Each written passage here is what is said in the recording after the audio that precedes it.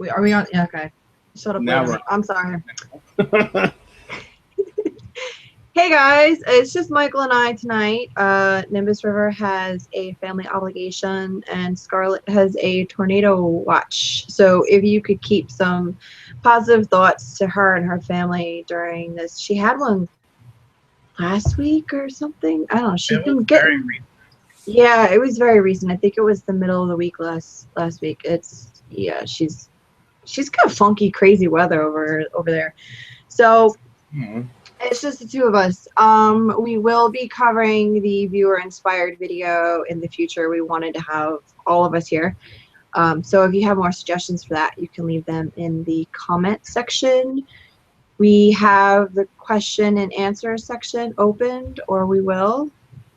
It's open. It's open. You have to go to the event link, not the YouTube link. Please, questions and answers, or not answers, but questions only. Any commentary, you can go into the comment section. There was something else I had to say, and I can't remember. Oh, the traditional craft video we will do. Also, going further into familiars. A lot of people have questions about that from last week's show. We have not planned that yet. We still need to figure out what we're going to do for the month of August, but we will let everybody know when we do that and try not to make it last minute like they've been for the last 2 weeks. Last week wasn't last minute. Last week we had it planned. We didn't make an event for it last week. We get busy and we forget stuff. Are you sure? I think so. We didn't make a Facebook event for it. No, we didn't do that. We get busy and we forget stuff, and yeah. And then tornadoes happen, and then our plans get completely changed. And I promise, it's not me.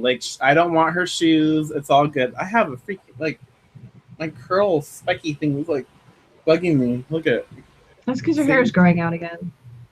Oh, this is, totally not even, it has nothing to do with what we're going to talk about. But these damn things, look at it. I cut these, last freaking week. We're live, darling. And I know, but I'm just saying. It's all. Oh, you've been taking them. I have been taking. I'm like, why the hell are my nails growing? I have been taking these damn hair, skin, and nails. And they work really good. I was very surprised. I'm like, why are they? My nails grow fast as it is. But yeah, I'm like, they're strong. I'm like, why are they growing super fast? Because I'm taking those damn vitamins. I like it. Make my hair grow. It's all good. I don't know. I just had to say that. I appreciate it. Okay. Next week. Next week. Go ahead. The thing. No, what are you gonna say? The thing you were gonna say about it. Oh shit! Yes, I'm sorry. We talked about that before. My mind is like.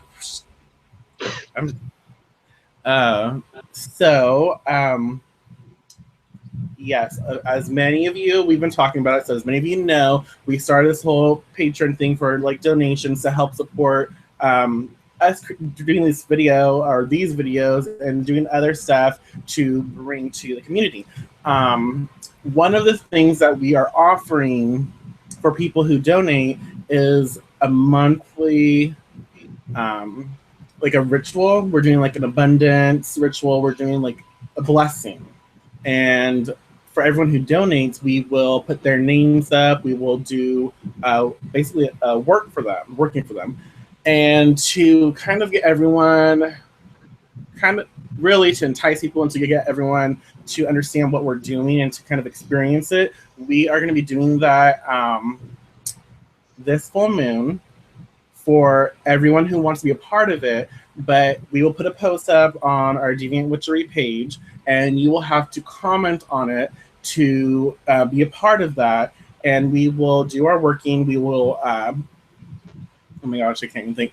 We'll do the working. We will let you know when it's done, and you will be able to call it in. That's what I did with my other pages. I I formulate, and I will be able to put it into like this. However you want to do it, but you put it into this space where anyone who wants to receive the blessing, there's like a keyword, or there's something that you say, you call it in, you bring it into you, and so the work's already been done, and you call it, you bring it in, you receive that blessing. And that's for everyone this time around. We're trying to let you get a feel for what we are trying to do for you.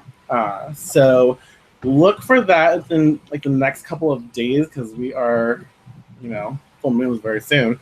But I will try to get that out tomorrow. But look at that on the Deviant Witchery page. It's gonna be really fun, and I think that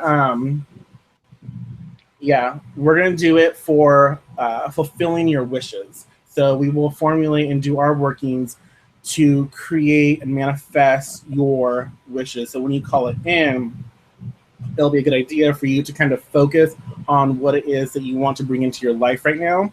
So when you do call it in, it'll activate that, and that energy will work with yours, and it'll be a really good blessing.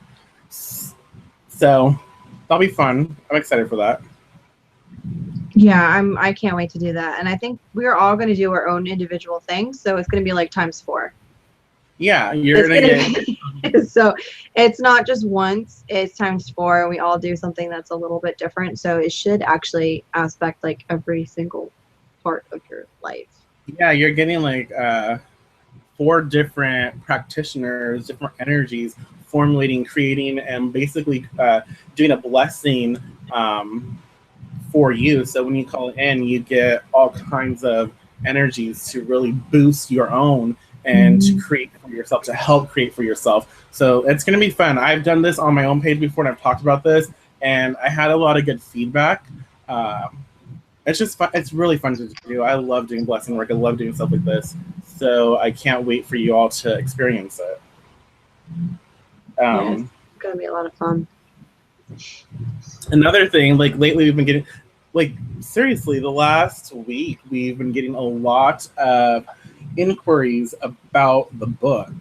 And y'all, if you have any questions, go ahead and ask your questions, and we will pay attention to them. We'll answer them, so don't be shy. I know I can see y'all watching, so feel free to ask questions, or if you want to talk about anything, put it up there, and we will, start. Yeah. So and since it's just Michael and I, we will take questions on the book too. We don't like doing it. We like doing it, but when it's just the 2 of us, because it kind of excludes Nimbus and Scarlet. We don't like doing that. So since it's just the 2 of us, we will take questions about the book. Yeah. So I mean, I've had a lot of questions, like a lot, and currently, we're gonna say it live. We've said it everywhere else. Sometimes people don't see what we say, or they don't read it. The book is not available yet. We are not going to be putting it available until it is the way we want it.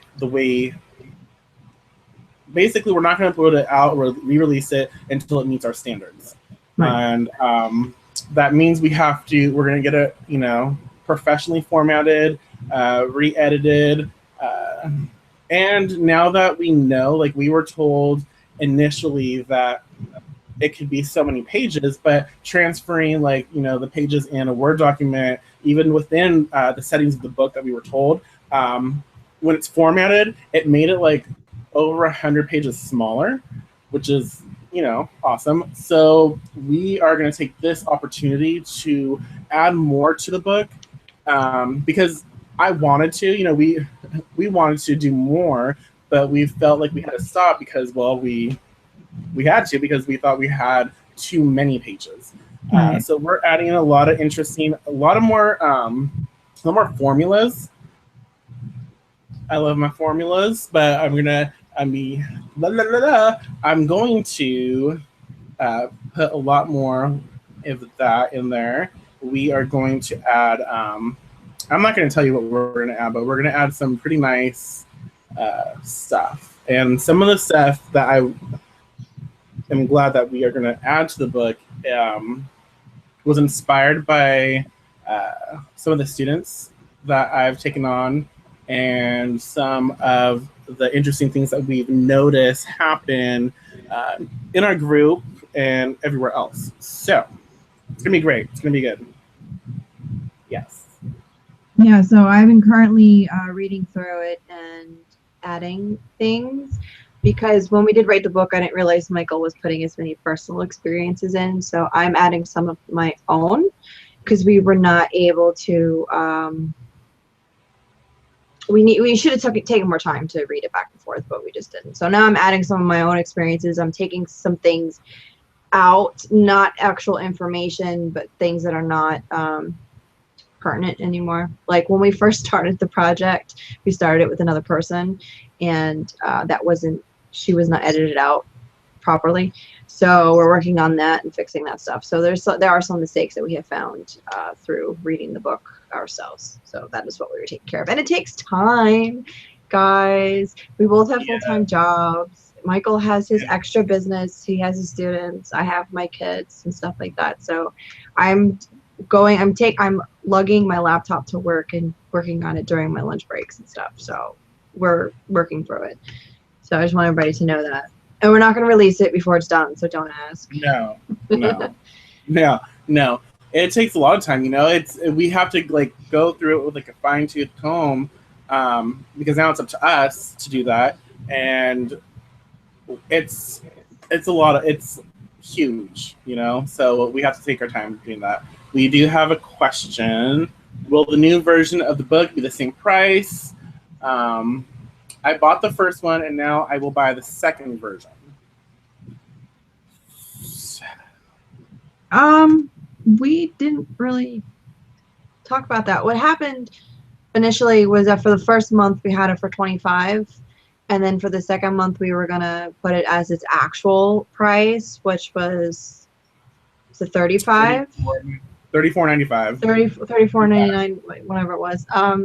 So we didn't actually talk about that, but maybe we'll do that again. I think that's a good idea. For the first month we'll have it at 25, and then after that it'll go for like on sale, and after that it'll go for the actual retail price. Yes, and for those who there's people who freaked out, you took it down, blah blah blah, and why is it going down so soon? And there are a few people who kind of got a little upset that happened, and were mad that we were adding more information to it and basically re-releasing it. Well, I'm not going to go into detail, but we had to do it this way, and we had to take it down, and that's all that I'm going to say about that. It was a positive experience. We are glad to be able to do this. We're glad to be able to have the opportunity to re-release and self-publish. But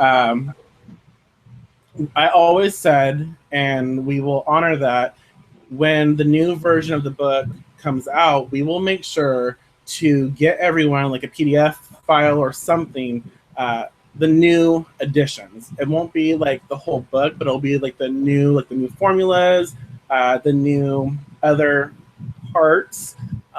But we will make sure that you have that at no extra cost to you. We'll figure out how to do that, but because it was so soon, we're going to do that. I mean, if you want to purchase the book again, that's awesome. Definitely it's not necessary, but we will, we'd be happy for that. But we will make sure that it's available to you. And I don't know about the digital copies, if the people are able to just re-download it, like the updated version. We don't really know exactly how that works just yet. So we're going to try to do that for the digital copies.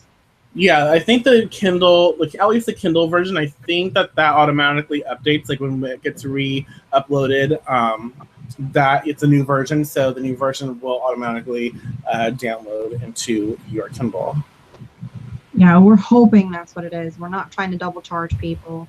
No. We're just trying to fix it. We wanted to actually take it down sooner than it was taken down, as soon as we noticed the mistakes, but we decided to let it ride for a little bit, and then yeah, we were just we had to. We had to. Yes. That's all we're gonna say about it. And we have to fix it. We're gonna fix it, and we're gonna take our time fixing it. Yeah, and we're not gonna. So As much as we would love to have it out now, um, we learned a lot during this process, and we know that we have to take it a little slower and really. It's not like we didn't pour ourselves into the book because we did. We fucking did, but we have a little more experience and knowledge of the whole situation where we can add more to it and make sure to have it proper to you to receive or for you to receive. And that's kind of the thing. It's like we don't want something to be half-assed. We don't want something to be like that because this is an extension of who we are. This is an extension of us. This is our work, and we want you to have the best. And yes, we know that the cover. I'm the one who's freaking irritated about the cover because the cover was blurry. I know the cover is blurry. You can't read shit.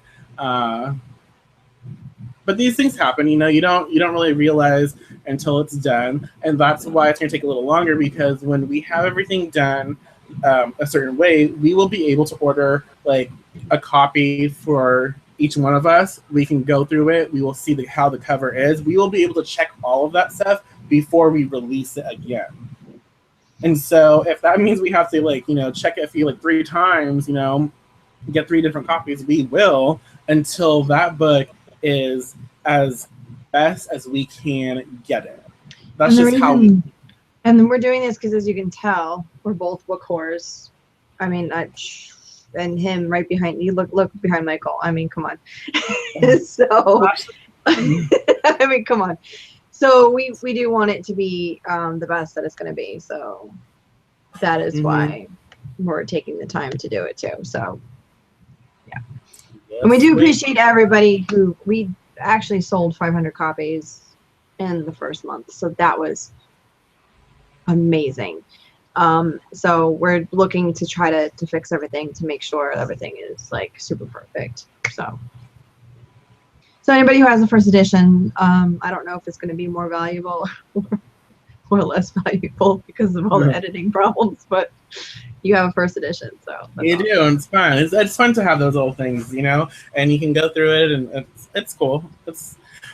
It infuriates me, but I think for different reasons, and that's okay. I like it. I'm glad I have a couple copies, and no, you're not going to get them. All right, so moving on. So I posted the topic today in the group about that, saying that we're going to go into traditional craft in the future and familiar spirits, and if anybody had any questions, to leave them there.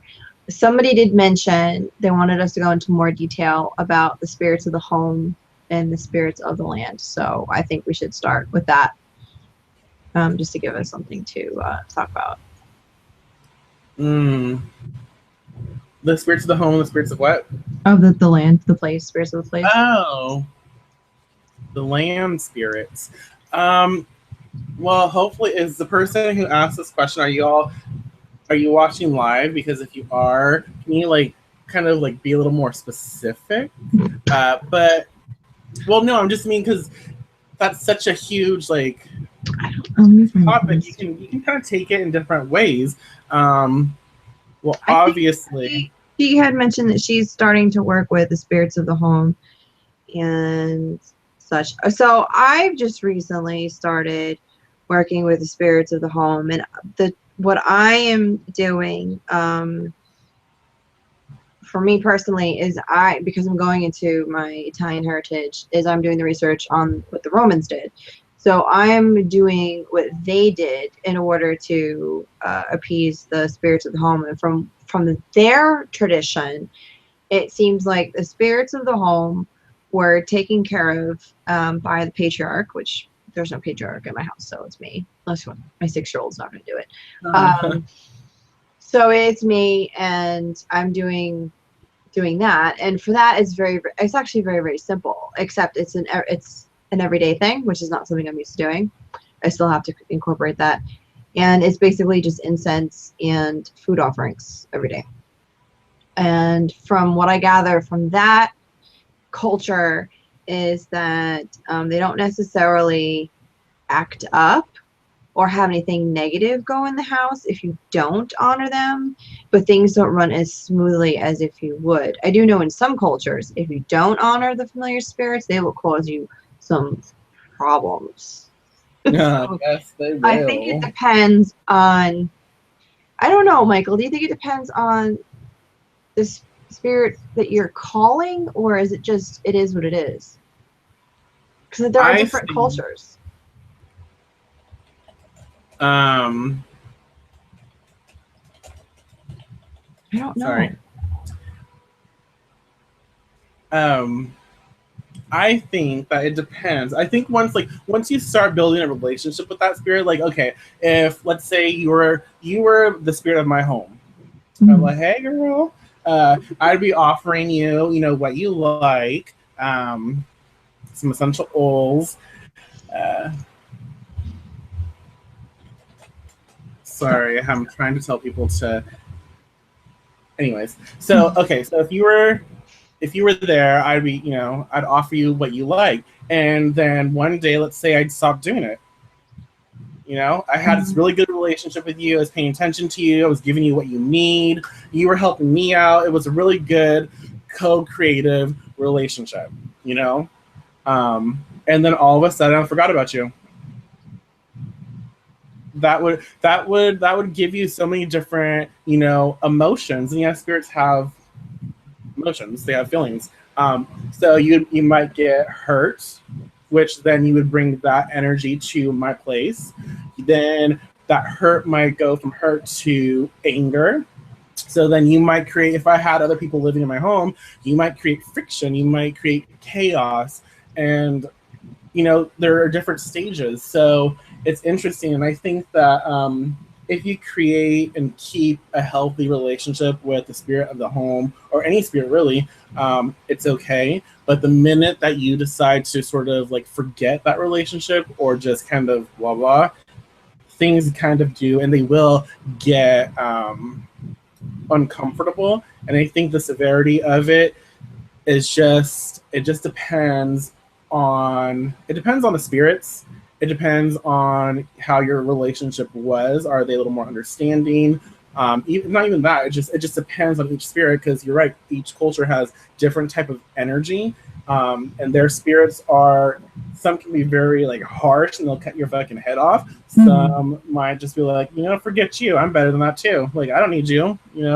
It just depends. But I So, do feel like the moment you decide to disrespect that relationship, things do start to get complicated. so what is Yeah. the difference between the spirit of the home and then like other spirits that come and visit you that you honor and give offerings to and stuff like that? Well, the spirit of the home is exactly that. It's the spirit that basically. What the hell, Mike? Sorry. My damn laptop thinks it wants to like update everything, restart, and shit. The spirit of the home is exactly as it is. It's the spirit that oversees the home. It's the spirit that protects the household. It's the spirit that keeps the household in good standing, good health. Makes everything flow. Uh, and that's a specific spirit, specific entity. It's a specific energy that oversees the home. It's always there. It's the home. It's not like, let's say, if I work with Tituba, uh, she's different. She's a different spirit that can basically come and go as she pleases. Whereas the spirit of the home is kind of like it's rooted here in your Mhm. house. Um, So it so, never and goes that's sort away. of the what? And so it never goes away. Right. I think though, like I've noticed in some homes, like the spirit of the home is so neglected and Mhm. it becomes like depressed, so it becomes dormant. But I really don't feel, at least on my experience, like they ever go away. They may remain dormant.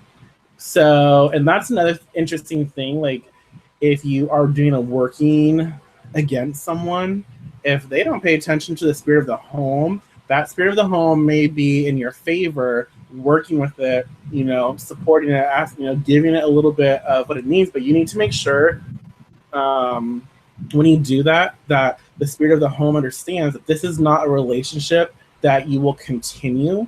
You are you have a task for it and you're paying attention to it now, but that relationship will end. And that's okay. Like, that's fine, but you need to make sure that when communicating, you are specific, because if you decide that you're going to work with the spirit of home to kind of get do working on someone or kind of create something for them, and you neglect to specify that it's only a temporary thing, that spirit of the home, while it resides there, it still can affect you, because you open that, that pathway. And if you are working with something and then you neglect it, it's still attached to you. It's still energetically linked to you. So, and that's important to understand. I never thought about that. I've thought about if you approach somebody else's spirits or ancestors, but I never thought about approaching their spirit of the home. I never thought about that.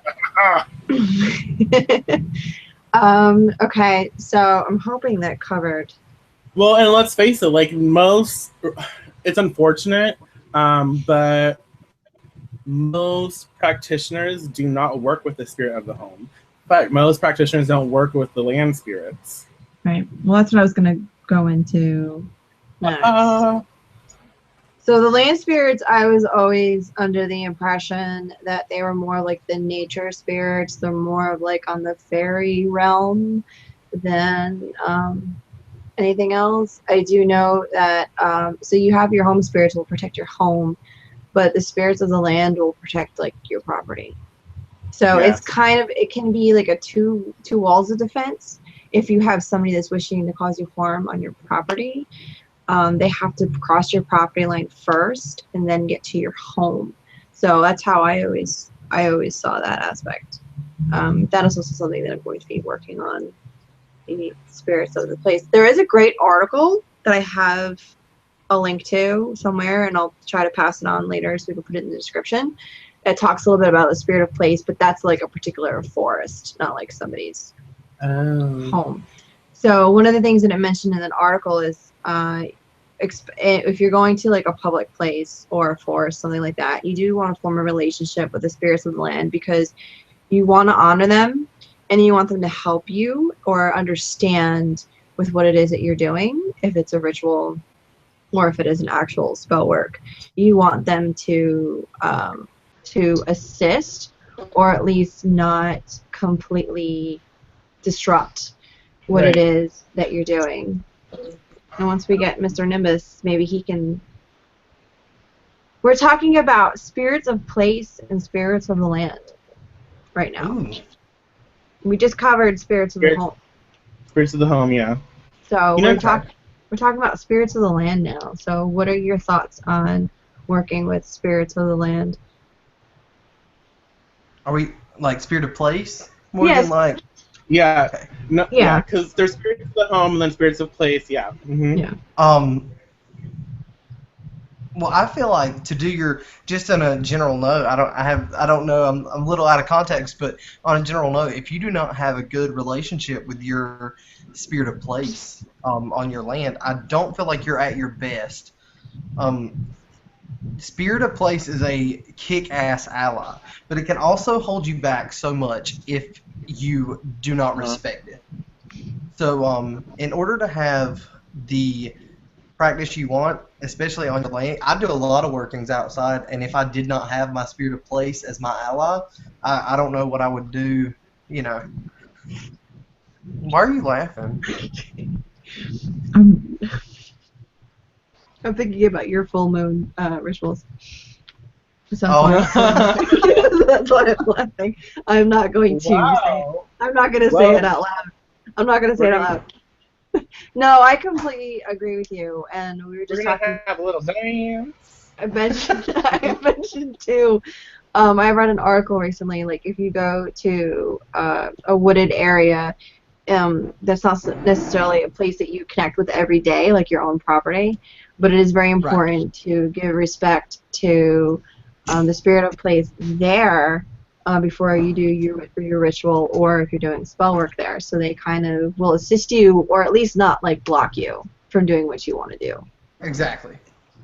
Because I don't know how much they would actually want to assist you, but I could see them blocking you if they get pissed off if you're there. There's also a little bit different, but when it comes to cemeteries, Mhm. there's like a guardian of the gate, from my Mhm. understanding, and then there's more of a guardian of the actual like cemetery too, which is why I think kids that go there to fuck around and get high and stuff end up seeing spirits and stuff, because these things are coming after those kids for being disrespectful. Maybe not kids, maybe they're adults. The guardians kind of give the cemeteries a bad rep, because that's Yeah. kind of their job, is to like weed out the idiots and the ones that are disrespecting. And I think those are 9 times out of 10 the ones that are freaking out, the teenagers and the ones that go there to like seance and things. It's the I mean it's the cemetery guardians that are doing all the freaking people out kind of thing when it Right, comes because to they don't want them to come back. exactly. I totally understand that. So when it comes to approaching cemeteries, there's a little bit of a different protocol, I would feel. What do you guys do when you go into before you go to a cemetery? Well, I know that with Nimbus, that was part of your profession, so you didn't really do It an was. offering like some people would, because you were there I all had the a time. really good relationship. Well, okay, there's a difference in my opinion. You can go there to go, and you can go there to work, and those are very different. When you go there to pay your respect to whoever's there, if that is your goal in mind, I don't think that the guardians are going to bother you, because I mean they know if you're there truly and really for that reason, and if you're there to lay one to rest or things like that. Like my profession, I did not make an offering every time I went to a cemetery. If I did, I would be broke from whatever offering that I did, because I was there so much. Right. But if I go there to do work, and it's not so much there's one cemetery in mind that I can think of that I go there a lot. I will go there to meditate. I will go there to spend time with my family members. And when I go there to collect anything, that is where that is not your land. It doesn't matter who is buried on it. That's when you go and you pay respect and you make offerings. And there are different. It depends on the cemetery. I believe that cemetery guardians are much like spirits of the place, but they are old, really old. Like they're maybe not every single guardian is specific to each cemetery, but there are different guardians for cemeteries, if that makes sense. Especially in a churchyard, those guardians are very, very different than a a municipal cemetery in the town. They have different personalities because they have different jobs. You hear many different things that I give offering. I give offering a lot of times in liquor, pennies. I don't know. What do you guys offer? Well, I'll tell you what. Okay, my mother died when I was very young, and I didn't really start going by myself until I was driving, which was until I was 18. So when I would go, I would always bring her flowers, and I would leave some for her and for my grandfather. I never actually made any, because I didn't know about any of this stuff yet.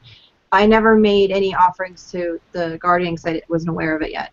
But that was just my thing, and I never had an issue. I never enjoyed being there, but I never actually had a problem with anything following me home or anything like that. As I became more aware, I did start, because I would only go maybe once a year. It wasn't like I was there all the time. I would start leaving offerings at the gate, and I actually have in my ashtray in my car is full of pennies. This way they're always in my car. It's never like, oh, well, I don't have anything. So I always have them there, and that's kind of what they're for. And they're specifically for that. And there was only one time where I had felt like something was, I gotta say, followed me home because it made me feel a little funky afterwards. But it was actually very easy to get rid of. Like I just did a really simple cleansing shower, salt scrub, and it wasn't anything crazy. I think it's because I was always respectful every time that I went. So that's my experience with it. I know some people do pennies, some people do dimes. I don't know. I've heard that like Oya is the guardian of the gate. I've also heard that it's was it Baron? I don't know how to pronounce his full name. He's one of the Luau. That's so bad pronouncing stuff. I've heard of different so I'm like, I don't know, and they all require different things, so I don't know how you establish that, to be honest. That is one of my problems when it comes to the Guardians, because they're not. I don't know how to. I don't know how to say it without sounding disrespectful. When I go into the cemetery, I'm not making an offering to Oya or any of the. I don't know. How do I put it? They're very specific spirits, and I don't think they are deities. There are deities of the cemeteries, but in that same realm, you're talking cemeteries fall under a lot of deities, tons of deities, really. In that same light, you can say that any of the, you could say Hades in a way, because it is it's a city of the dead. I mean. You talk about him being the underworld, but to a lot of people, when you enter a cemetery, you're kind of in between, you know. So in that vein, I think if you were going to work with a specific deity, then you would do a specific offering for them, plus the guardian. I think they're more specific, and I think it depends on the area, and I have a different relationship with each guardian. It's not like one guardian for all of them. Not in my opinion. Now, again, I don't revere a deity that I don't know, because I don't know how. And I think that's where people go wrong a little bit. They think, deities are like, under all one branch of, like let's give liquor to all the deities, because all deities love liquor. That's not necessarily the case. Some are very, very they're very, very sober. They don't like anything that alters the mind. So I mean, I'm going a little out there, but I'm trying to say that I don't really work with the deities of cemeteries. It's more like the spirit of place, the guardians of the cemetery, the guardians of the gate. And some cemeteries don't have gates, so in that situation, I would, as soon as you walk into the cemetery, that's where I would. Especially if it's one that you can drive in and you don't really pause before you enter, because a lot of people say, pause before you enter, you'll know when it's okay to enter. That's not the case with every cemetery. With mine, I can't. If I paused before I entered the gate, I'd get hit. Yeah. So I go right past the gate and do my offering and then continue on, because I've been there so many times. It's the same one. I've been there so many times before. That's what I do. Like there's no way, unless I parked up the street and walked, and that's a little out there. But I've never done an actual working in the cemetery. I've always just gone for respect. So, but yeah, I know what you mean by some of them just don't have gates. We don't have it. We don't have a set topic tonight, just so you know, because. You decided. I noticed. I'm glad that I'm on, but I really had no idea what time I was going to get home. So I'm super glad that I did. But no, I'm just letting you know that we decided to do no set topic, so you can talk about whatever the hell you want. So don't worry about going off topic. Cool. All right, I Michael. like the topic though. Spirit of place. Whoever suggested that, it's like that's a good topic. I had posted a post in the group and said that we were going to talk about traditional craft and familiar spirits in the future, and if they had any questions, and somebody had mentioned spirit of the home and spirit of place that we talked about in the book, and they wanted us to expand on it, so that's what we're doing right now. Cool.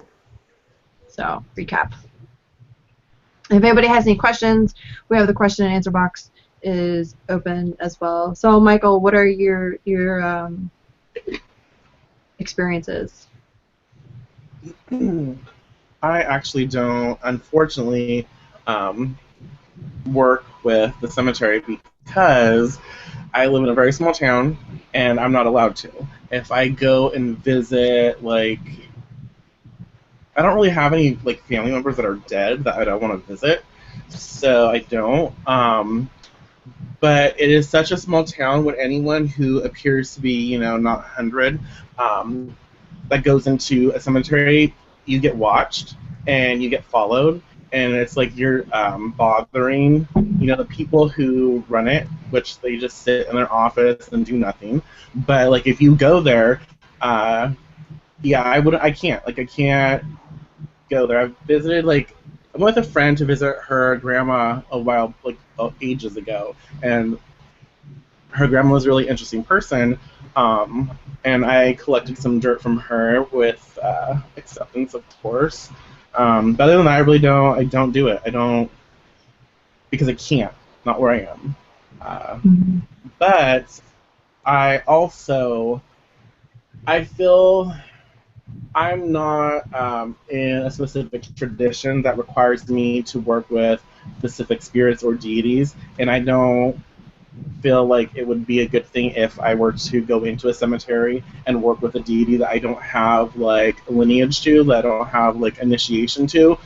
So the people who do that, if it's not something that you're actually initiated into, that's a little hard. Like I work with, I have been into cemeteries where I honor, the spirits of the gate, but they are different to me. Again, it was already said, I really don't have to say anything else because I agree with everything. But yeah, I don't do cemetery work because I can't.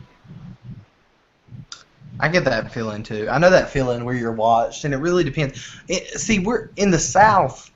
We have so many cemeteries. Like they're everywhere. Like that's the one thing about the South that I can say that they really do well in the dead here. Well, if they never honored somebody in their life, they're gonna honor them when they die.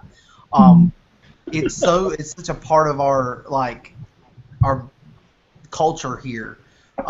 So it's not odd to go to our cemeteries. I have gotten that feeling, but see, I leave offerings for my people that are in the cemetery, like my ancestors and my family members and my friends that are passed on. I go there every holiday. In fact, Father's Day is not a big holiday for me, just because of it's just not. But it is a big holiday for me spiritually when it comes to my ancestors. I go there every Father's Day. That's where I spend most of my time, sadly, on Father's Day. Christmas Eve is huge for me in a cemetery because I go there and I give eggnog to my uncles and my granddad, because that's what they would have done on Christmas Eve. So I still share eggnog with them on Christmas Eve. Easter, I give them Easter eggs. I get every holiday that they shared with me in life, they still share with me in death. So I have gotten weird looks before, and I'm like, really? Don't even try it. Like, you're gonna come and bother me because I'm gonna give my granddad some eggnog? Like, shut up. I had a friend of mine who, a little over 2 years ago, he actually committed suicide, and I went to visit. It's very interesting that 20 years after my mom passed, he's 2 rows in front of my mother, like almost exactly 2 rows, and it's a huge cemetery too. So anyways, I went, and now I visit 3 people. And I brought him a beer, Yeah. I believe it was an anniversary or very close to the anniversary. I don't remember exactly what it was. I brought him a beer and I poured out the beer. And there was a couple trinkets because he still doesn't have a headstone for whatever reason. And I left the cap. I left the cap for him. I took the bottle over to dispose of the bottle, but that's what I did. I've left different things at the headstones too, but that's not really. They don't really want you to at the cemeteries that I go to. So, because then they gotta clean it up. But no, I think that's awesome though that you bring all that stuff. I never thought about doing that. I go for Mother's Day and I go for the anniversary of my mother's death, which happens to be right before Samhain. So Samhain is also, I leave them apples on Samhain. That's what we trick or treat with the dead. Like we do. I don't know. That's just so. Again, it's everywhere. Everyone respects their dead, I think, but it's kind of bred in the South. Like you're born and you go to a cemetery really fast after that. Like we're always in our cemeteries. I mean, we just have this to be a almost very Christian centric place. We have so much weird superstition and so much weird culture here that's been clashed with other cultures that most people here will say, yeah, I'm Christian, but they go to the psychic down the street to get their tarot cards read, and they follow the horoscope in the paper, like no matter what it says, and they look up at the stars for guidance, and that's not necessarily God. So in the same right, we know that in our culture, for whatever religion you have, you may think that the person is dead, but it is so. It's like some weird unwritten rule that our cemeteries are places where we go to be with them, even though they're dead. And it's like, I mean, everybody. Little old ladies who have been to church for 65 years and never missed a Sunday, they'll still go and talk to their dead husbands. I mean, it's just, it's kind of, they do something without realizing what they're doing, because it's just so. And I do know that you don't have to go to a cemetery to talk to your dead. Most of us know that you can do that at your own home, especially with an altar for your dead. But there's something different about going to the cemetery. It makes the experience completely different. And like we just said earlier about meditating, I know Scarlett had mentioned this in the video that her and Michael did about spirits. She also says that she will go to the cemetery and meditate. I think there's a specific tree she sits under. I'm trying to remember. So it's not uncommon. And it's a lot of place where people actually go for peace. A lot of people find a lot of peace in cemeteries. So I don't know why my mom goes there. My mom goes to cemeteries when she's upset. Like when she's really had like a really bad day, she'll go to the cemetery because that's where she finds peace. Yeah. Lindsay actually goes, and I've started doing this. I didn't always do this, but Lindsay will go and she'll just walk wherever the spirits are pulling her to. That's where she goes. And her reason behind that is we don't know when the last time this person has had a visitor. Right. And come and pay respect to them, so that's what she does. Like when we go to my family's cemetery, like where all my family are buried, and she doesn't have anybody out there except a couple, she'll spend time with everybody that she feels drawn to go to, just to pay them respect, because you really don't know. I mean, some of them are so old that they don't have any living relatives anymore, and there could be a very active spirit, and that could be where their spirit likes to hang out. So. Right. When I never, probably because of more of the mental association, I never enjoyed being at the cemetery. I would go because I wanted to go, but I would go and I'd leave like right away because that was just, I didn't like being there. And a couple of years ago, the cemetery is huge. It has the non-denominational section, has the Catholic section, and I found out through exploring, and there's actually a Jewish section that's completely separate too. And That's what I did. I got a big bunch of flowers and I just walked through, and every once in a while I would leave them here and I would do this, and I was drawn to a couple things. I spent like an hour there, and I did this and I did that and whatever. I took pictures because that's what I felt like doing. And it was very interesting that when I discovered the Jewish cemetery, I was going to go. But there's like a little creek or something. There was like an actual physical barrier, but it was very easy. It would have been very easy for me to cross.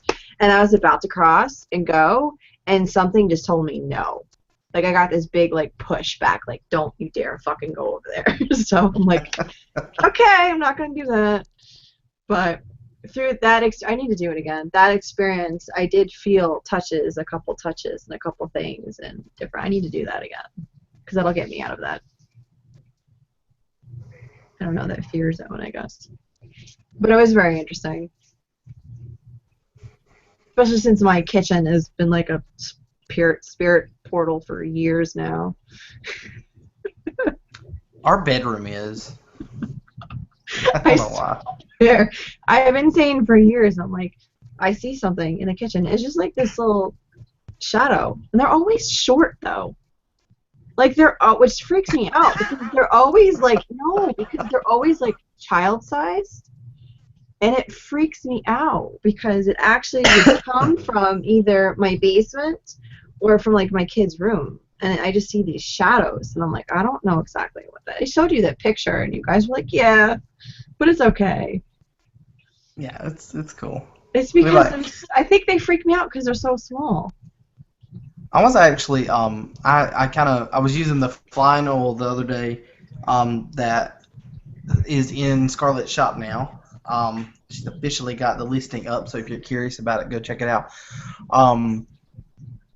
And it's weird that Michael said that it kind of made him sleepy, because it didn't really make me sleepy, but it really helped me to sleep, if that makes sense.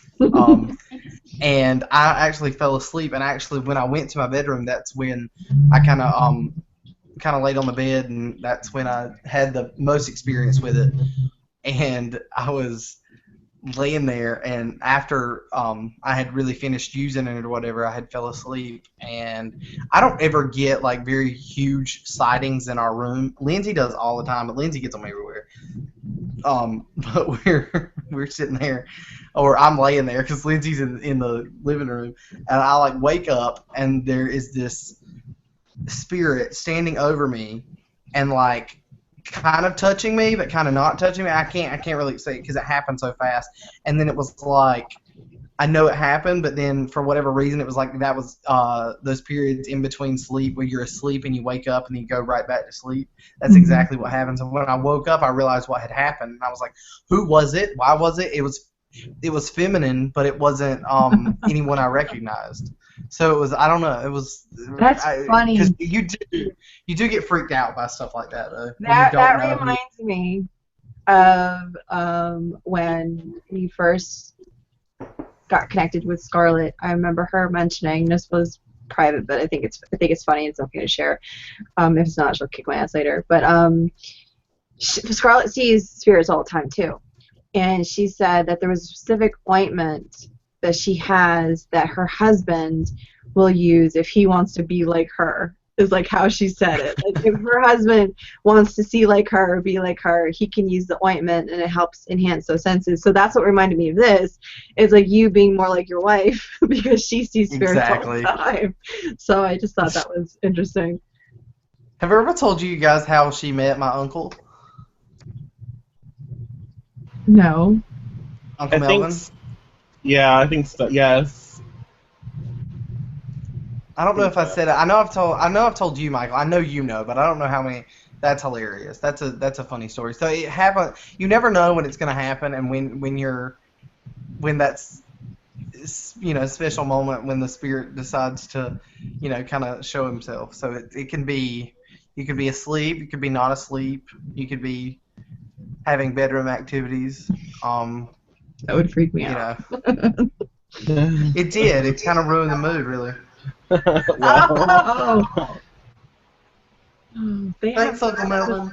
They have no sense of privacy, do they? Okay.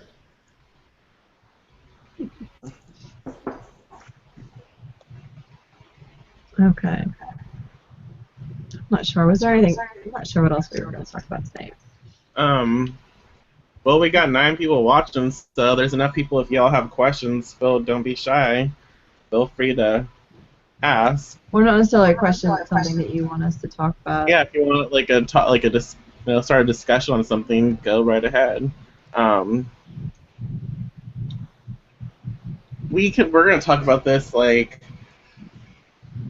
next month sometime, but might as well just say a few little things about familiars and familiar spirits.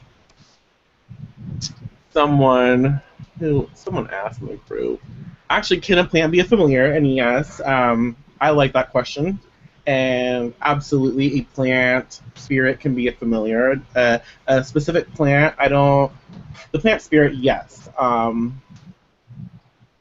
I have a very strong connection with a certain plant that, yes, that I would consider, and I will say is a familiar of mine. So yeah, that is very true. A plant a plant spirit definitely can be a familiar, can be an ally, and they're fun, very very fun. Please describe the difference between a pet and a familiar. We were going to get into that more in the other video because I wanted to make sure Scarlett was in on that video too, especially with familiars. But we can talk about it more in detail, but just give it a little basic. Okay, just because you get a pet or a pet shows at your door or somebody dumps one in your lap and you're a witch, it doesn't make it a familiar. I feel, I don't want to give a percentage, but 98% of familiars are not alive. Are not living. 99.999. Okay. Are not living. It is very, very, very, very rare that your cat is your familiar. And I think maybe perhaps if your cat is acting as a familiar, maybe it's being possessed by an actual familiar spirit. Like the cat does not encompass the familiar, its entire life. Did we talk about this on the show last week, or was it after the show? We were talking about Salem from Sabrina. I think we mentioned it during. I think it was on the show. Okay, so it's a lot like that. Like if you have a familiar and it's an actual, I don't even, if it's your cat, I believe it's more along those lines because familiar spirits to me are not animals, they are spirits. That's why they call familiar spirits. Yeah, we'll talk about that in more detail. But a lot of people dropped the spirit part and just say it's their familiar. And so I have been reading I finished The Call of the Horned Viper, okay, and I did take notes about this part. They do talk about familiar spirits. Okay, they talked about toads and hares and cats, and I made a whole list. And actually toads were the most common. But I don't, because it's a connection to the underworld, but I don't feel that they use bones. They use the bones to connect with the spirit. They didn't actually have like toads. Okay, this is my pet toad, and this is my, familiar. That's not how it works. But yeah, there are a lot of the spirit toad form to the it was a familiar form for the witch. It wasn't right. I hate to mention this, but Salem the show did a really good representation of the familiars just because they were in animal form. But there's this point where I think it's Tituba or Mary in season 1. She takes the toad and she pushes it out the window and it becomes an owl. And that was actually a really good, in my opinion, that's a really good representation of how the familiar spirits can transform based on what their need is and why they come to you. It's not a dead toad coming to you. Right. A lot of times it's just a spirit in toad form. And then you get the familiar spirits, like Michael said, but like the plants. Like I have a root that is a familiar spirit, and it is a root. Its spirit is a root. There's nothing. It doesn't come to me in the form of a toad, or anything like that. So it's really interesting.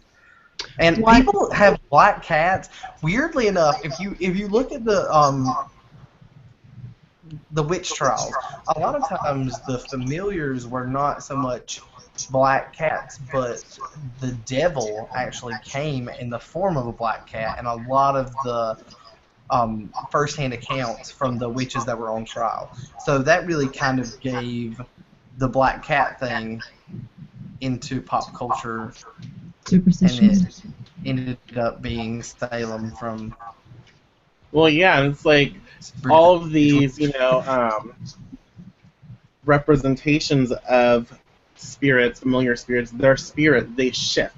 They Right. change form, and depending on the witch, depending on the strength, depending on the connection between witch and familiar spirit, they they have different skills, they have different abilities, so they can change from a hare to a toad to... In Salem, the cunning man, the blind guy, he changes the. I see those animals as his familiars, and you notice all their eyes are shut, and then he brings them to life. He'll bring the lizard to life. He'll bring the cockroach to life.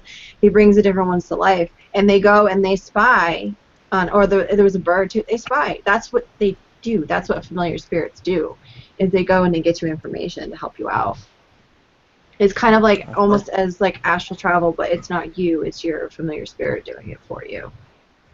And a lot of times you're psychically linked to your familiar spirits, so you can voyeur in that way.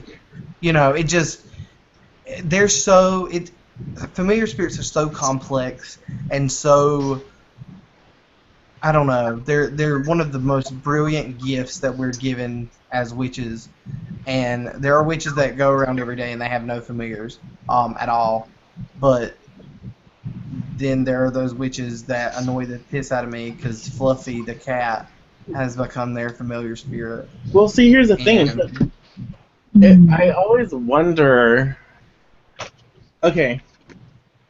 I'm just gonna offend people. I don't really fucking care right now. I don't care. It's not the day to worry about it. So...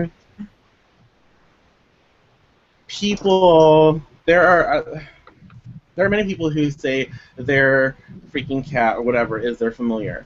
What does it do? What does it do for you? Oh, it just likes to be around when I circle. When you what? You circle what? You circle jerk, or what? I mean, what are you doing?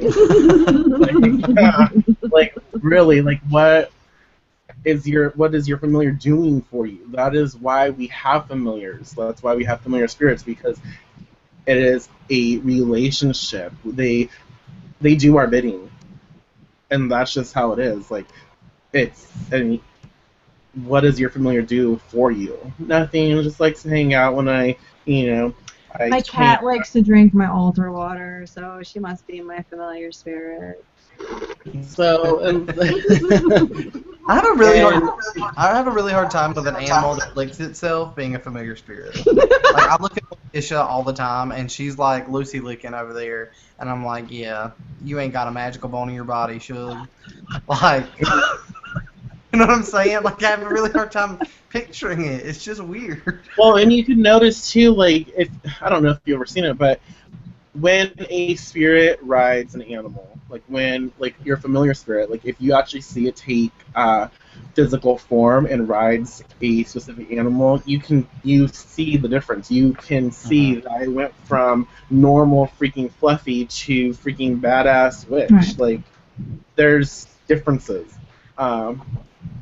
We should change the subject before we talk too much about this. Yeah, because let's change it. Yeah, we're gonna change it. Yeah.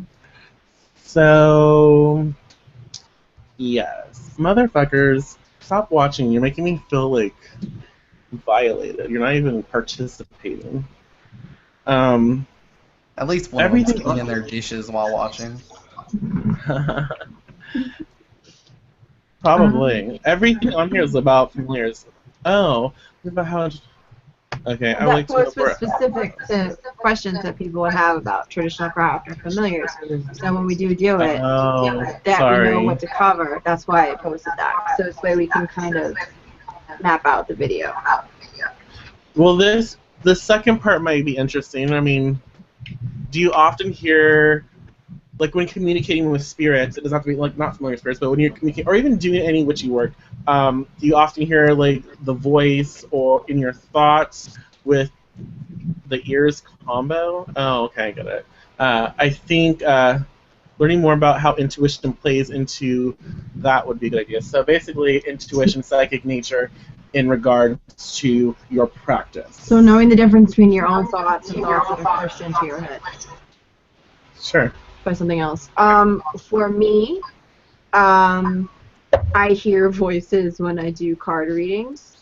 And I don't even really, because I do my card readings on video, I don't really hear them and process it. It just goes and comes out of my mouth. If that makes any sense. That's why I do them on video. This way it can just be recorded and it's there and that's it. My human nature is not changing the wording. It's giving the exact message that Spirit has given. There have been times where I've sound like this is crazy person talk, but in a store and wanting to purchase something and having almost an argument with yourself, and you realize that you're not talking to yourself, you're talking to Dee Dee. Dee Dee wants you to buy this for them, and you're not sure, and it's back and forth, and eventually you're like, okay, fine. Because after a couple of minutes, you realize that it's not your thought process. It's half yours and half your conversation that you're having. So, yeah. And I don't know how to explain it. I just realized it's not me. Like, to me, it's not something specific that happens. It's something that you kind of take for granted because I don't remember the last time I thought about it. Like, last time thinking about like what it, okay, you really gotta know yourself. Yeah. And if something is coming at you, why would you think it was you if you just, I don't know, that's hard. I think I've never had that problem. Oh. Why are you laughing? No reason, honey child. No reason. Just saying. Neither of you have had this problem either. Okay, so I think, and you're right, it's knowing yourself and proper discernment. When you have proper discernment, you understand, you know, like, for example, I love Datura. I absolutely love Datura. I speak with the spirit. And so when I communicate with Datura, I know it's Datura because it has a specific energetic imprint. It has a signature. So when it comes into my space and I start communicating, I feel it like you do. You feel it, and so you match or you align that feeling with the thought process and the communication that's happening. And for some reason, it all just comes together, and you know, like I'll get the image or download or whatever, but you know who, what you're talking to. And that comes with practice, that comes with time, because the more you communicate with any spirit, the more you build like a strong relationship. And so you know how they feel, you know how they think, you understand more about the process of communication between the witch and the spirit. So you have to build that. It's like a habit. You have to build it, and that's where so many people go wrong because they don't practice. If you don't practice your craft, you don't have that constant connection with yourself. Because the more you practice, the more energy you put out there, the more you start feeling. Because if you go, I went how long without practicing? I had to move and take care of Christians. I went quite a while. I really did. I had my aunt. I don't know if I've talked about this, but my aunt broke her, or she fractured, or she did something to her You talked about it in the book, ankle. actually, Okay. in Yeah. the Well, she did bibliomancy that. section. Ew, yes, and that's when I Mhm. started, making Christian. I did start doing Christian magic because they were very strong Christians, and I had nothing. But that's not entirely true. I had everything. I just had to rediscover and kind of rewire. But I totally forgot where I was going with that. I was going to say sometimes you can tell the difference because in my experience, my Dee and whoever else is speaking to me, you guys or whatever, they're not like you. They're not you. Your thought process is very specific and theirs is specific. So if this is the thought process you're having that is not your normal thought process, odds are it's not you. So if you're having like I've had this discussion where I'm like, oh, I like the candle, but I don't need the candle. And then the other voice is saying, no, get the candle. I'm like, but I don't need it. No, get the candle. And I'm like, no, but I don't. So I don't know, I can tell the voice is just, it's different and has a different energy to it. It's not my regular thought. It's not something I would normally think or say or how I would normally process things. So that's how I say it. But definitely you have to work with your intuition and you have to keep that communication We're going to be just able to hoping figure out that the in the difference. candle shop you're not talking to yourself like this. But I No, don't need it's the in candle. my mind. I don't need the candle. Get the candle. I don't need the candle. No, it's all in my head. It's all in my head. As I say, it sounds completely crazy. I had that same thought process with something else. It was this fake, silk black flowers, and it was gorgeous thing, and I couldn't afford it, and I had to compromise of something that was just slightly cheaper, but I still got the black flowers just in a different form. So I felt completely nuts. But that was also kind of my confirmation that my Dee was with me too. I'm like, okay, she just pops in and out. Like, no, get that. I want that. I like that. Get it for me. Absolutely, and that's why you have to practice your craft. And like when okay, so I work with Marie, and so does Scarlett. Scarlett has worked with her longer, and honestly, she has a better connection with her because my main focus is Tituba right now. But we communicate, and at the back of my mind for a while, I was like, I need a statue. Like, I need a statue. But I don't need a statue. I don't work with Marie like that, like where she would require this dominant presence in my space. And I'm like, I have money, but I don't have the money for that. It's like I don't need a statue. No, thank you. No, go away. Well, then someone showed me this link. Like it was like a few days later, someone showed me this link to a statue of Marie, and I'm like, holy fuck, I have to have that. I want that, but it's not for me. Like I want it for myself, but it's not for me. And Right.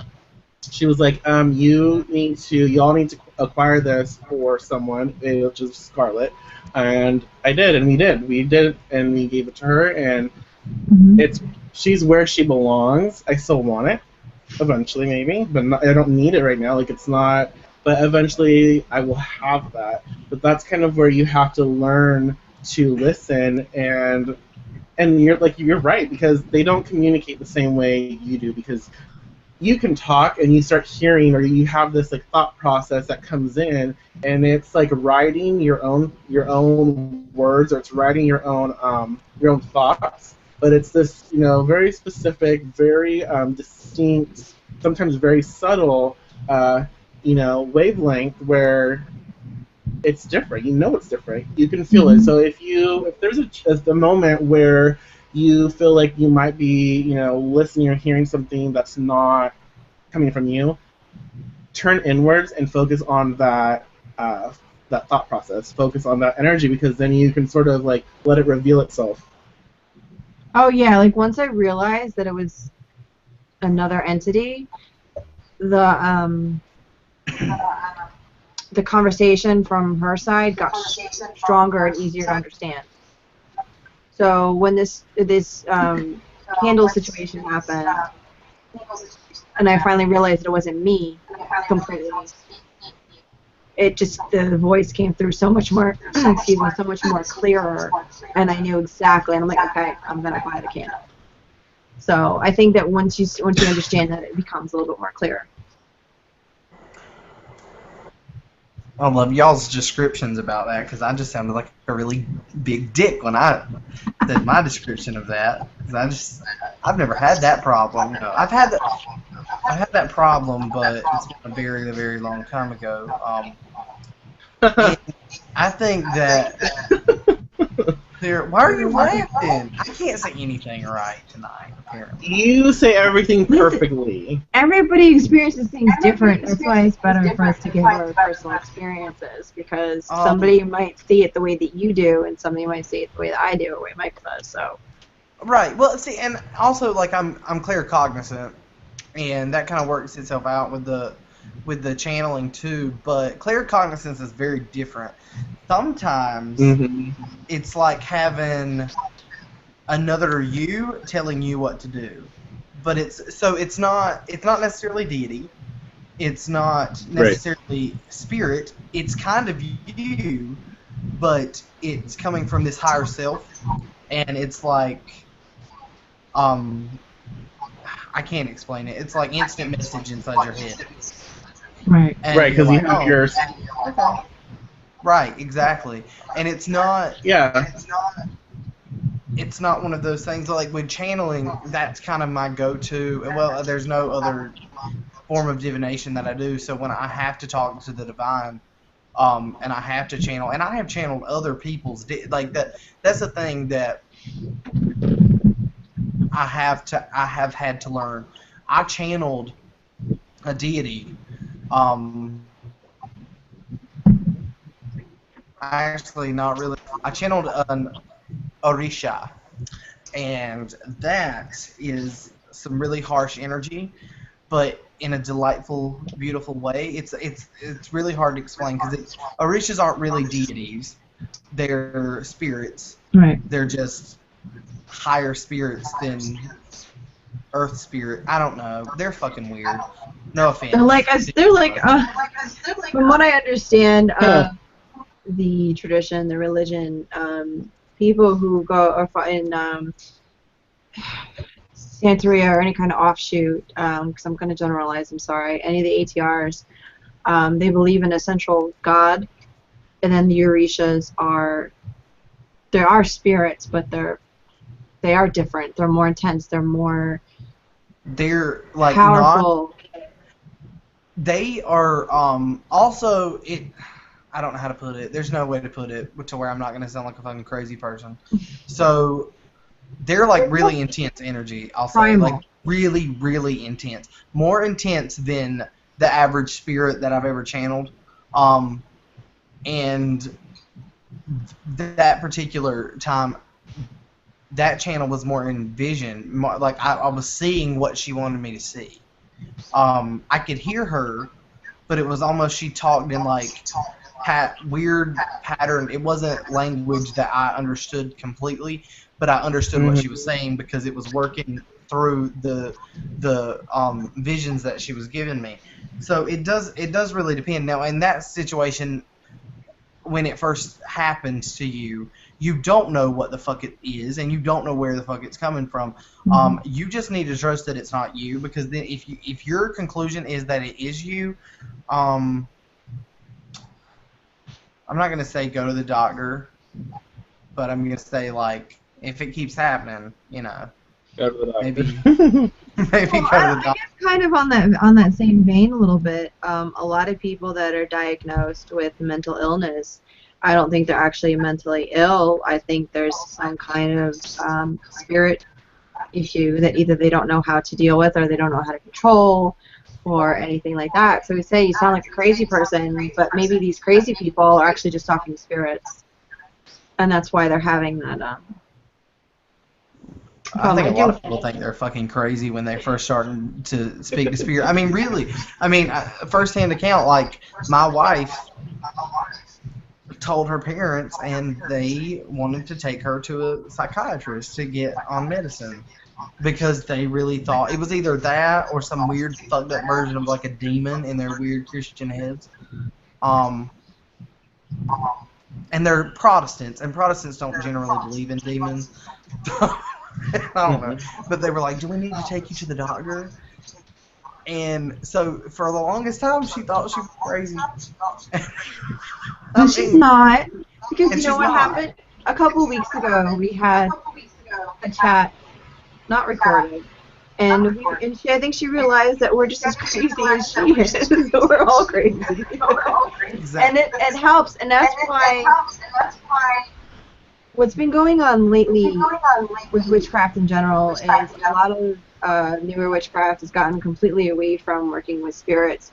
So when people do see spirits and mediumship and stuff like that, they don't really have anybody to talk to because it's such a like. How many times have you seen somebody say, "Oh, I don't work with spirits. I don't have to. I'm a witch, but I don't need to do that. That's not in the handbook." You know, they're like, "No, I don't have to do that." And it's like, no, you don't have to, but that's a completely different practice. And I think it's come completely watered down.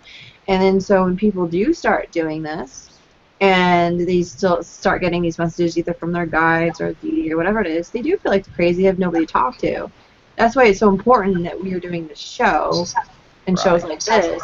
So I don't know if we're telling everybody that we're just as crazy as you are, or you're just not as crazy as you think you are. We're just one crazy fucked up family. But I think it is very important to talk about a lot of things that we do talk about because nobody wants to talk about them. And that's why we're going to do the video about traditional craft in a couple of weeks because it's extremely important. Nobody wants to talk about it. Nobody wants to talk about it because you get seen in such a different light. It does, and you get seen in such a different light when you start talking about certain things and people think that you're crazy. And the thing about it is, it's not like I sit on here and I'm really cocky. I guess that's the word. I was gonna say confident, but that's not entirely the case all the time. I'm arrogant and I'm cocky. That's just a trait. But the fact of the matter is, there's no situation that I've not been in that it didn't start out with fear, especially things like spirits, because it did start out as fear. So if you're sitting at home and you're watching this, or you're watching this as a recording on YouTube later, you're not a weak witch for the fear, but if it stops you from doing what is necessary, then that is when you become the weak witch. And we all start in a place of fear. When there's something that is not our norm. And I think that is where the witches around like the New Age movement have really brought themselves, because they brought themselves out of a situation of fear. They no longer respect the fear, they just ignore it. Right. And they don't believe in whatever makes them scared. And, you know, when you're channeling spirits, or you're seeing a spirit, or you're working with a spirit, you know, it's much easier to not experience it. It's much easier to shut it down and pretend like you're crazy and go on about your merry way, because there are some things that are necessary that you don't necessarily want to do. There's definitely been times where the spirits have told me to do things that I didn't want to do. I didn't get naked and dance around the full moon because I just felt like I needed to do it. Because it's not it's not one of those things. I live in the country, but I live close to people that there's very easy for if somebody wanted to see my very, very pale skin under full moonlight. They could. But when a spirit is telling you to do it, you fucking do it. And because that's what's necessary for your craft to move on. So you have two choices. You can choose to ignore it and stay in that little place that makes you comfortable, or you can choose to deal with it and face it head on and learn something from the fucking experience. So that's where I'm not cocky because I never experienced fear. I'm cocky because I have. Right. I mean, I've been there, and there's still things that freak me the fuck out. I'm not saying, especially in traditional craft, especially, there are things that I am new. Michael will tell you he's the first person I ever had a really decent conversation as it came to the devil. Mhm. And it freaked me out. I told him it freaked me the fuck out, and it scared me. And he was like, "Well, it should." I mean, Well, you know, he's the first person that told me that. And when I embraced that fear, it became an entire change in my craft as a whole and where I'm at now. I'll tell you Because what. when you embrace, And I started reading a book, and I messaged Nimbus after I started reading it, and I was like, listen, I started reading this book, and I got super excited, but I had this feeling in the pit of my stomach that was just like an ew feeling. I don't know how else to describe it. Like, I was excited and scared at the same time, and like, he's like, yeah, I had that too. yeah. Because for him and I, this is a newer thing. So I'm like, okay, that's why I messaged him privately, because I'm like, shit.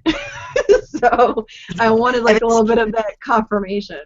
And it's one of those weird fears a lot of times where this is how I know that when the fear is good fear and not bad fear is because psychically you're in the right place and you're where you need to be, but you're scared.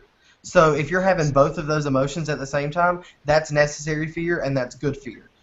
And you just need to know that you've got to power through it and learn from it instead of like go away. Now, if you're scared and you're really uncomfortable, maybe it's not the time. Like if everything that's hardcore. That's telling just hardcore you, like, legit witchcraft. I think fear also breeds respect. And that is why when you start doing certain things, you start to feel that fear because it requires you to respect what's going on.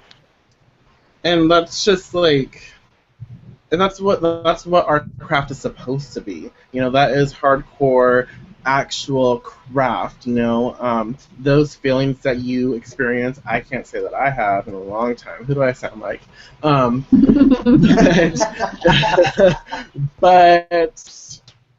that's what it's supposed to be. It's supposed to be very, you know, very raw, very, you know, primal, and it's supposed to be scary because it is. And the minute that you get comfortable is the minute that you should just walk away.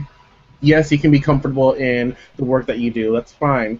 But our craft, there's things that we work with that are always changing, shifting, changing masks, shifting, you know, different things. And it's not, I don't know, I just don't feel like it's okay for us to be in a place where we take it for granted. Like, we know for certain that this entity, this spirit, this essence is the same thing always.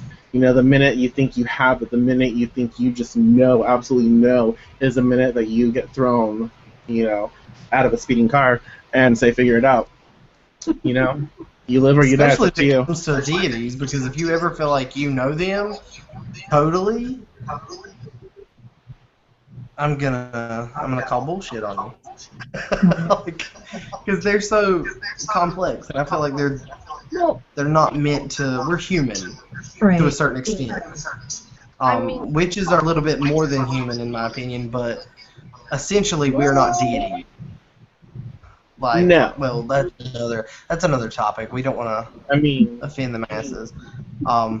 But like, you know what I'm saying? We will when we talk not about traditional craft. Yeah, we don't want to go there. I don't know. Not tonight. It's just one of those things. I agree with you, Michael, because when you ever get comfortable, I don't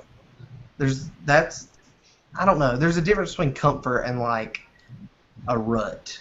Right. That feeling that, you know, Blythe, that you express, that you feel, or that you felt too. That is something that should always.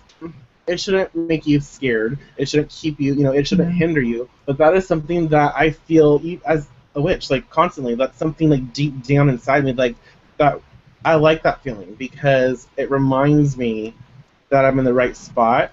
But I have that, like, deep in my pit. Like, I know my place. I know where I'm supposed to be. This is me. What is she laughing about now? Because it reminds me of when you start dating somebody, you start to get to know them, you get so excited, but you're so afraid that you're going to say the wrong thing at the same time. That's why I started laughing. That's the thought that came in my head. Oh my. And then you get married, and it's like every day you're both saying the wrong thing. Every thought that goes in my head just shows up on my face. So I don't have that problem. yes, you do. We both do. It's a thing. Yeah, that's what I hope that we can start bringing back to the craft, and that's what I am basically training my students. Eventually I will be training my students to experience. I will introduce them to the devil. I will introduce them to the queen. I will introduce them to a lot of things that they are not prepared for right now, but they will be. Uh, Can I ask you a really yeah, and odd question? huh? It's kind of relative, but it's not. You guys, do you see Hecate as the witch mother?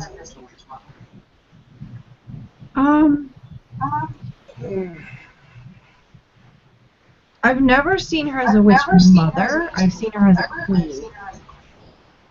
That's how she presents herself to me. She doesn't necessarily give birth to witches, but she trains them. Right. Kind of similar to the witch mother as the consort of the witch father in that essence. Right. Kind of the devil in the queen. Hecate is different. Doesn't need a counterpart. It sounds a little bit wrong. Well, I'm not saying it's not necessary. Yeah. I have seen her take very similar roles. She has come to me and she has expressed, like, she appears to be in that spot, but it's not her. Like, it's very interesting because I see they're similar. Energies are very similar, very interesting, unique, and I might even, people who, are Hecate, they love, and they just know everything about her, and you can, you're wrong and whatever, they will say that I'm wrong, but in my personal experience, I have seen a lot of similarities, and they go hand in hand at times. I think that could be an aspect of her, but that is not her full, expression. I'm not saying that. Oh, how am I going to say that? So yes and no. She's manifested where she has appeared that way, or both. But I feel like that's a distinct. Like, the Witch Mother to me is very distinct and separate. But there's so many commonalities and so many ways that they come off that it is very easy to kind of blend. So maybe she is one of the teachers of the witch mother. That's how I see her. Because you have other in the Norse tradition, it's Freya. Now, Freya is known as a warrior. She's a very sexual goddess, and she's also known as the Queen of Witches in the Norse tradition. She teaches the women how to use the Norse magic. So I see her as an aspect of the witch mother as well, but maybe it's kind of like that diamond thing. That diamond. Yep. You know what I mean? No. Right. No. The reason I say is because I'm having I don't know. It's like I see so many similarities in Hecate and the devil in so many ways. I mean, right. Well, she is a such a- creatrix. they She have- is a cosmic soul. It freaks me out, really.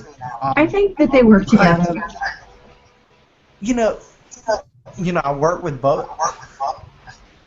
Or I have a relationship with both, but traditionally the devil's of the crossroads, but Hecate is where the crossroads comes for me. I mean, so it's very odd. So I started thinking the other day about the aspect of the witch mother and how elusive her spirit is to me. The queen of Elphame, and because it is still elusive. I can't touch her so easily. She is sexy as fuck, though.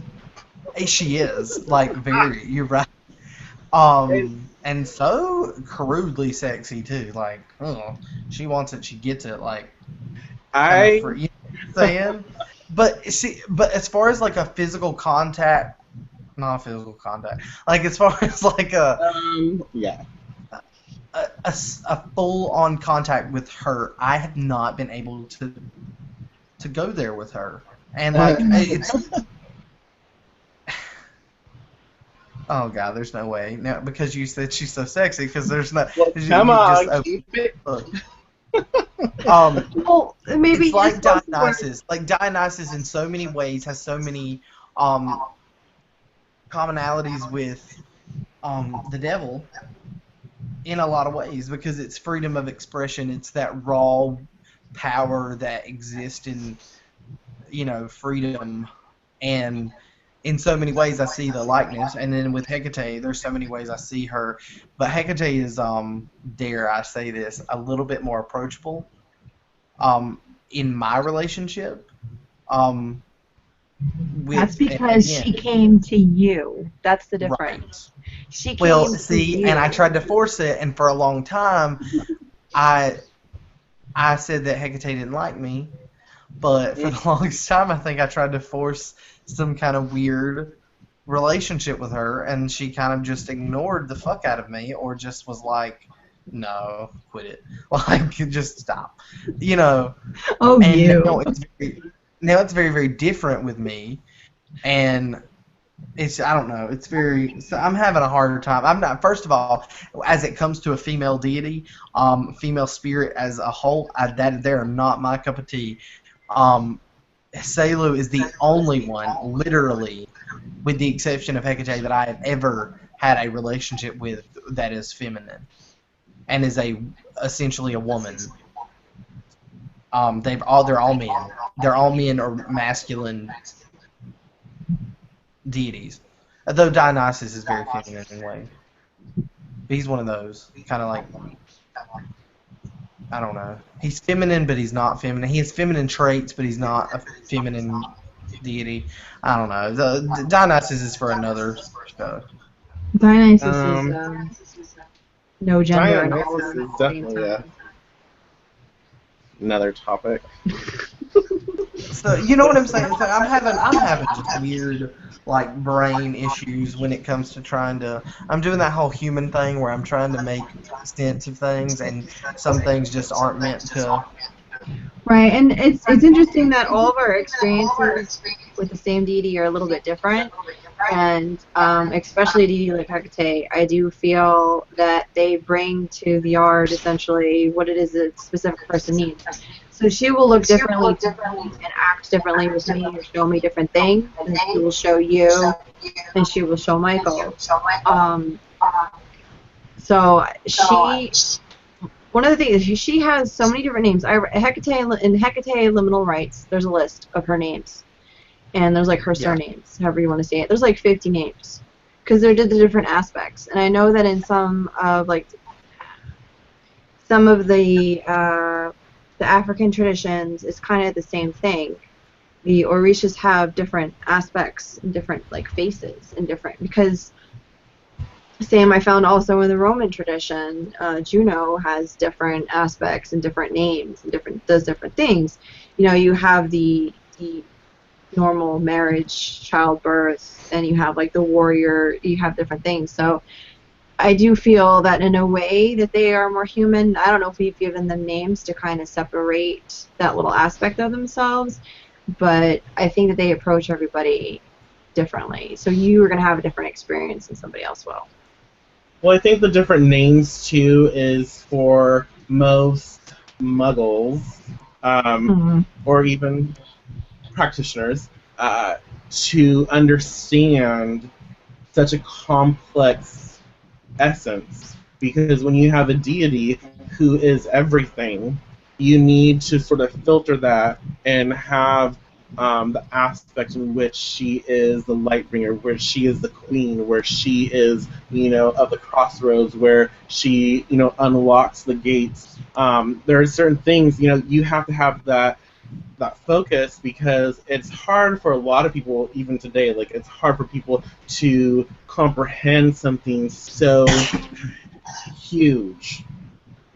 that they need those smaller aspects to connect and feel that connection. Right, because Hexie is also associated with childbirth, and when you want to connect to that aspect of her, if you're in labor, you don't want to connect with the Angry the one. aspect where she raises the dead. You know what I mean? Right. like, Right. like to use that as a focal point to assist you in childbirth. That's one of the reasons why she has the sickle. The sickle is also a symbol of midwifery. So. Different things as well. So that does help you focus. And I found it's not only her, but it is some of the other bigger deities that do a lot of different things. They have different names, and I found that very interesting in my own research. Well, it's Right. just like that. Going back to like when your craft is comfortable, um, I- it's like thing after thing after thing that makes your craft not comfortable.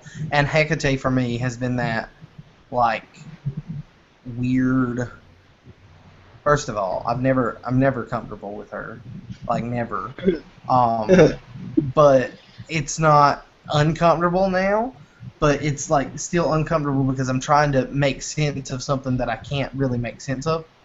I'm coming from a background where I've worked with spirits that are essentially were human. Thelu was human. She walked the earth. Do you see what I'm saying? Like that's a whole different. She understands the human experience because she was a human. Right. And that is very, very different as opposed to that. Awusti is essentially animal, Right. so it's not. Again, it's one kind of form that I'm more used to where Hecate is not. I guess I've never worked with it. I've never worked with a spirit or a deity that was just deity, and was, I started thinking about that the other day too. Is like all of the other than Dionysus, which again he is one of those. It just took me forever to realize that you just can't put your finger on Dionysus. He does what he fucking wants to do, and you just can't like. You can, but you just got to be careful because if you accept what you want, I mean, you accept me, and you just got to accept everything. Like you don't get to choose. So it's like he's one of Right. those gods. But again, when you're talking about, and essentially Dionysus was an Olympian, the Olympians were so human. So human in so many ways. They loved the flesh. They loved that aspect of themselves. They reveled in it. Hecate Right. didn't. Again, Hecate didn't. She's a titaness. Exactly. She is She started out, before everything. and there's almost, if you go back and like Hecate is almost pre-Greek in so many ways. Yeah. So She is. she's chthonic. She's such a chthonic, earth goddess, but a lot of people don't see her as the chthonic goddess, but essentially that's what the Titans were. They were the original spirits of the earth, the ones that kind of reigned here before any of the newer gods kind of came to be and got their head around. Right, and her. The Titans weren't really meant to be understood. Kind of like the Romans, in their animistic beginnings, they had these spirits that they worked with, kind of like Pan. He was Roman. He, in so many ways, they tried to put him with the Greeks, but there's so many things that prove that he was pre-Greek Roman era and almost like Olympian Roman, so where they didn't have the names for the gods. So he was, it's much like Hecate in the fact that she is so large and so big that you can't put your finger on her to really make sense of it, and I'm having the biggest problem with that just because I'm so used to such a human experience when it comes to the deities. The thing with her too is over the course of the years, more recently, people have tried to demonize her. I remember somebody posted this a long time ago in the group, asking if they ever worked with like the demon Lilith and the demon Hecate, and I'm like, I don't see either of them like that at all. Like they are very primal, but you can't, just because the church has tried to basically defile their name, you know, they turned Lilith into baby-eating monster, essentially. Just because somebody tried to change that doesn't mean, like, I've never... They See, mad at Lilith Hecate 'cause is the she's on top. Hecate is the queen of the demons. She's not one. She controls them. That's how I see her. That's how everything that I have known about her. I can't turn her into one, because to me a demon is makes pacts and makes contracts, and they can't work on their own. They have to work through somebody else. And that's not what she does. That's not her at all. So, I don't know, Michael, did you want to take that question? Huh? Did you want to take that question? Actually, what I wanted, I mean, I think that this is a good place to sort of cut off, just because we'll be kind of like at 2 hours. It got a little personal too. But I'm curious about this Witch Mother experience, but that's not for here right now.